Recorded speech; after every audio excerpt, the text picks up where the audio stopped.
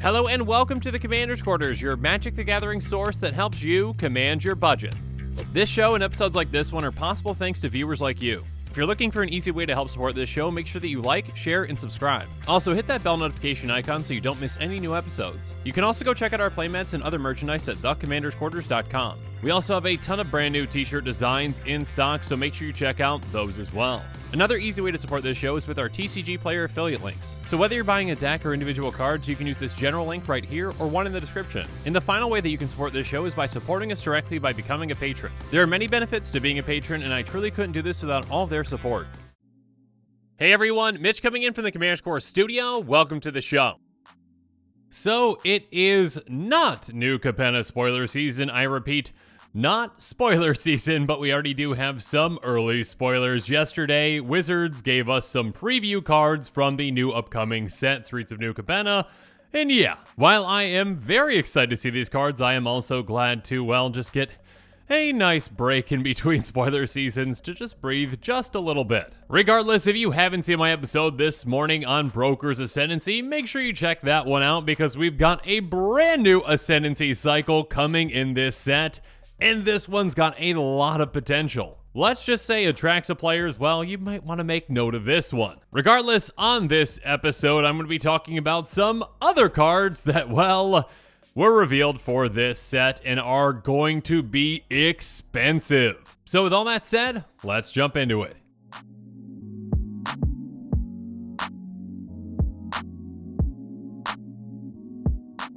So to start things off, I'm going to highlight one of the 5 cards I'm going to be talking about in this episode with Raffine's Tower. And this card might seem somewhat familiar to you if you've been playing Magic for, well, maybe not even all that long. Raffine's Tower is a land, plains, island, swamp, so it can tap for any of those 3 colors, white, blue, or black. It enters the battlefield tapped, and it has cycling 3. And again, cycling means by paying 3, you can discard this card to draw a card. So again, this card might seem familiar because, well, it is the first card in the completion of the cycle of Triomes. Or, I mean, are we still calling them Triomes? Because, I mean, the old ones are Triomes, but these obviously have different names. Do we still just call them Triomes? I mean, if you call them Tri-Lands, we already kind of have those. I don't know. I'm just going to keep calling them Triomes. Call them whatever you want. Regardless, yes, this is going to be really exciting for many players out there. And yes, this card and the other cards in this cycle are going to be incredibly expensive. Okay, I guess when I say incredibly expensive, I mean from a budget player's perspective like mine, where I limit myself to, $8 per card. These are going to be much more than that, and we'll talk about pricing here in a bit. Regardless, a couple of things that I want to point out here. First up, let's talk about that symbol that appears on this card. Well, first up in the art, and then also in the watermark. The 5 family names and their symbols revealed yesterday, and this is the symbol of the Obscura family. So Obscura is obviously going to be the Esper family. Again, that's why this is, a Plains Island Swamp, tapping for white, blue, black. Another thing that I want to point out on this card, in a trend that you're going to see with these new, again, I'm going to call them Triomes, even though they're not Triomes, but they are Triomes, is that each of these is named after a supposed character from the set. Or maybe I should be saying that that's my assumption. And with that assumption, again, this being Raffine's Tower, Raffine would probably be a very important character, from the Obscura family, and I would think probably, the head of that family. So if I were going to be making an educated guess, I would definitely think that there is going to be a Raffine in this set. It's probably going to be a legendary creature, and it's probably going to be Esper colors, so yeah, a 3-color Raffine Commander. I'm excited to see that. But now let's move on and take a look at the rest of the cards that complete this cycle. Again, back in Ikoria, the Triomes were one of each of the wedge color combinations, and now in this set, Streets of New Capenna, we get one of each of the shard color combinations. So again, Raffine's Tower is Esper. We've got Jetmir's Garden, which is Naya, Spara's Headquarters, which is Bant, Xander's Lounge, which is Grixis, and Ziaota's Proving Ground, which is Jund. And my apologies if I'm mispronouncing any of those names. Regardless, obviously, each of these follows the exact same template as, that Raffine's Tower that we just talked about. So, for example, on Xander's Lounge, we can see the Maestro's symbol as the watermark and also in the card. The Maestros are going to be the Grixis family, and again, with the assumption that, Xander is an important member of that family, maybe the top of that family, we're probably going to be getting a Grixis commander named Xander. Next up with Jetmir's Garden, we've got the Cabaretti being the Naya family, and again we see the Cabaretti watermark right there as well, and again the assumption is that Jetmir is an important member of that family, and we're probably going to see a commander version of Jetmir. Next up, we've got Ziatora's Proving Ground, the Junland being a Swamp Mountain Forest, and again, this being the Riveteers family with that watermark that we see there, and also in the arena that we see in the picture. So yeah, I'm expecting a Ziatora Jun commander as well. And finally, with the Bantland, we've got Spara's headquarters, so it's a Forest Plains island, and as you can see, we've got the watermark there as well. That is going to be the Brokers family, and again, we saw that name also on Broker's Ascendancy from that episode that I mentioned earlier. Regardless, if I had to guess, Spara is most likely the head of this family, and yeah, expecting a Bant commander from that one as well. Regardless, with these new lands, which are already going to be pretty expensive, we of course are going to have even more expensive versions of them, which I believe these are called the skyscraper treatment to them, I believe. Correct me below in the comments if I'm wrong on that. Regardless, this is some really cool kind of like vintage art, and correct me below in the comments if I'm wrong on this as well, because I'm definitely not, an art historian or anything like that, but it's kind of like Art Deco, maybe? I'm not sure. What I do know is that some of these pieces remind me of Great Gatsby, especially like that Raffine's Tower.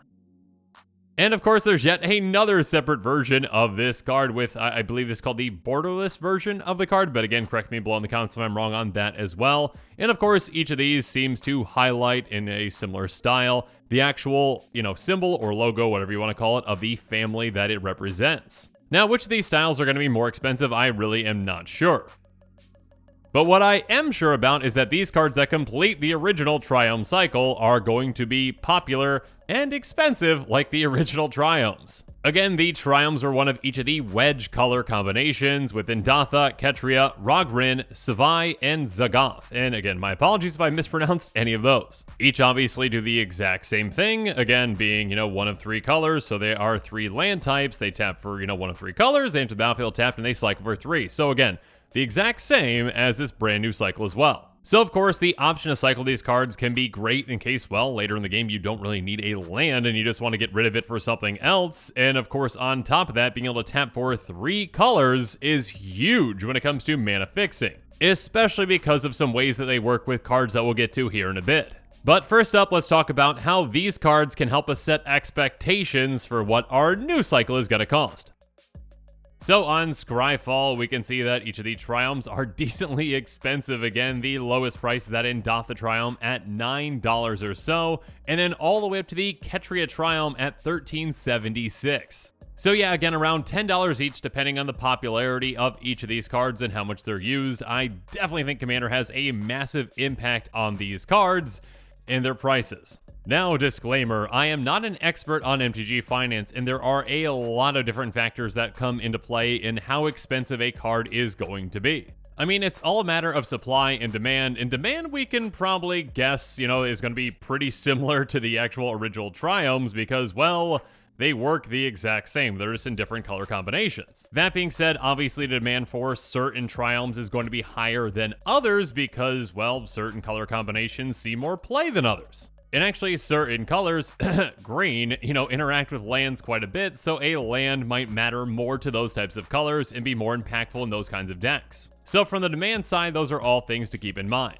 And obviously, I've got no idea on the supply side, if new Capenna is going to have, a higher or lower supply than Ikoria. Regardless, at the end of the day, I think if you're going to be interested in these brand new, again, I'm calling them Triomes, though they don't say that they're Triomes, you can probably expect to pay around the same. Depending on the popularity of the card, probably around $10 to $15 or so, and obviously, again, with those different art versions, those are probably going to be a bit more expensive. But again, disclaimer, not an expert on MTG finance, so keep that in mind. And actually, just to show kind of the impact that these cards have on Commander, I mean, let's just take a look at even the Zagoth Triome, one of the original Triomes, which we have numbers on EDH Rec, which, yes, they might not be perfect numbers, but they are a good representation about how popular a card is. Regardless, Zagoth Triome, out of 40,000 potential decks, it sees play in 32% of them, even though, again, it's like a $12 card. So about 1/3 of all decks that this can possibly be in, it is in, even with that price tag. And again, there is good reason for that. Because again, price tag aside, these Triomes are really good just because, well, they have the land names actually on them. Again, Zagoth is a swamp forest island, so yeah, you can fetch it up with 3 visits, which says, search your library for a forest card, put that card on the battlefield, then shuffle your library. So instead of getting a forest or even a dual land, if you really want to fix your colors a lot, well, go get one of the Triomes like Zagoth. And of course, Farseek can go get you any of the Triomes or any of the new Triomes as well. It's a sorcery that says, search your library for a plains, island, swamp, or mountain card, put on the battlefield, tap, then shuffle your library. So essentially go get any card but a forest. But again, you can still get, any of the Triomes because they each have, one of those land types, just not forest. And of course, these also work with other really expensive cards like the fetch lands like Polluted Delta. It has tap, pay 1 life, sacrifice Polluted Delta, search your library for an island or swamp card and put it onto the battlefield, then shuffle your library. So yeah, in combination with the Triomes, this is absurd fixing. I mean, please correct me below in the comments if I'm wrong on this, but I believe, let's just say Polluted Delta, this fetch land, can go get you essentially any of the Triomes except for the Naya one. Any Triome. So out of the 10 Triomes in total, you can get 9 of them with this one, and yeah, that is absurd mana fixing. So if you've got a deck full of fetch lands and Triomes, well, first up, that's incredibly expensive, so good for you. But yeah, your ability to fix your mana is absolutely incredible. Now, that being said, of course, do you need fetch lands or these new Triomes to compete? Absolutely not. But yeah, I'm sure there are plenty of players out there that are going to be excited to pick up some copies of these. And really quick, let me just highlight a couple of commanders that might have a look at some of the new Triomes.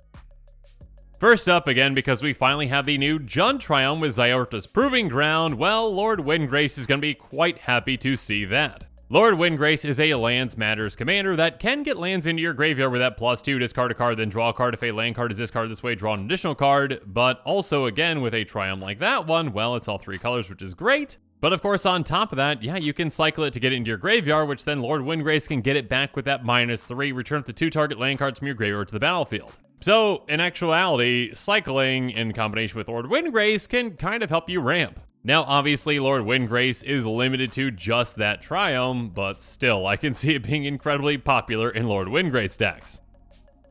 Now, okay, technically not a commander, but a companion for commanders, Zirda is definitely going to love these Triome editions. So if you, say, have a 5-color commander like maybe Kenrith that works with Zirda, like, my Kenny Zirda deck, then yeah, I mean, you might want to be considering these Triomes. I mean, I'm not considering them because they're not going to be budget, but yes, they work incredible with Zirda. Zirda has each permanent card in your starting deck has an activated ability, which again really doesn't matter because, just the lands being able to tap for mana counts for that. But it also says abilities you activate that aren't mana abilities cost 2 less to activate. This effect can't reduce the mana in that cost to less than 1 mana. This works incredibly with the Triomes, and now with these new Triomes that are not named Triomes, you know what I mean. It essentially reduces the cost of that cycling from 3 all the way down to 1. So especially for something like a 5-color Zirda cycling deck, yeah, these Triomes are going to be, well, expensive, fantastic includes. But before I close out this episode today, some other cards I want to highlight since we're already talking about lands are some of the awesome full art basic lands that are going to be in this set as well. So I'll let you just enjoy these lands with some music and me not yapping at you anymore.